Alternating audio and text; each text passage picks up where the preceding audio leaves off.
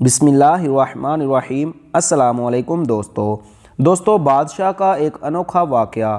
ایک وقت تھا جب ملک کے بادشاہ کے اندر عبادت، پرہیزگاری اور دینی سمجھ بوجھ کوٹ کوٹ کر بھری ہوئی تھی۔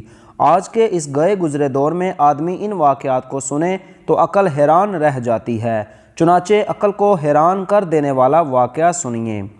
جب حضرت خواجہ قطب الدین بختیار کاکی رحمۃ اللہ علیہ کی وفات ہوئی تو قہرام مچ گیا۔ جنازہ تیار ہوا، ایک بڑے میدان میں لایا گیا۔ بے پناہ لوگ نماز جنازہ پڑھنے کے لیے آئے ہوئے تھے۔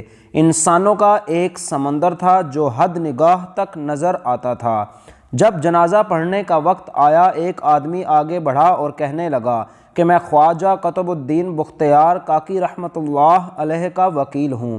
حضرت نے ایک وصیت کی تھی، میں اس مجمع تک وہ وصیت پہنچانا چاہتا ہوں۔ مجمع پر سناٹا چھا گیا۔ وکیل نے پکار کر کہا، حضرت خواجہ قطب الدین بختیار کاکی رحمۃ اللہ علیہ نے یہ وصیت کی تھی کہ میرا جنازہ وہ شخص پڑھائے جس کے اندر 4 خوبیاں ہوں۔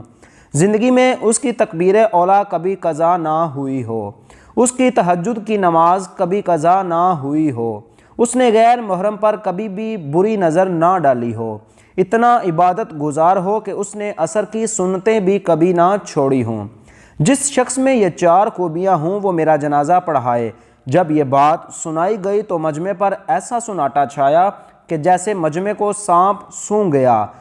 کافی دیر گزر گئی، کوئی نہ آگے بڑھا۔ آخرکار ایک شخص روتے ہوئے حضرت خواجہ قطب الدین بختیار کاکی رحمۃ اللہ علیہ کے جنازے کے قریب آئے، جنازہ سے چادر اٹھائی اور کہا، حضرت آپ خود تو فوت ہو گئے مگر میرا راز فاش کر دیا۔ اس کے بعد پھر مجمع کے سامنے اللہ تعالیٰ کو حاضر و ناظر جان کر قسم اٹھائی کہ میرے اندر یہ 4 خوبیاں موجود ہیں۔ تو ناظرین گرامی، یہ شخص وقت کا بادشاہ شمس الدین التمشس تھے۔ تو ناظرین گرامی، اگر آپ لوگوں کو میرا یہ واقعہ پسند آئے تو پلیز اس ویڈیو کا لنک اپنے دیگر دوستوں کے ساتھ ضرور شیئر کریں اور ہمارے چینل کو سبسکرائب کریں اور ساتھ بیل آئیکن کو دبا لیں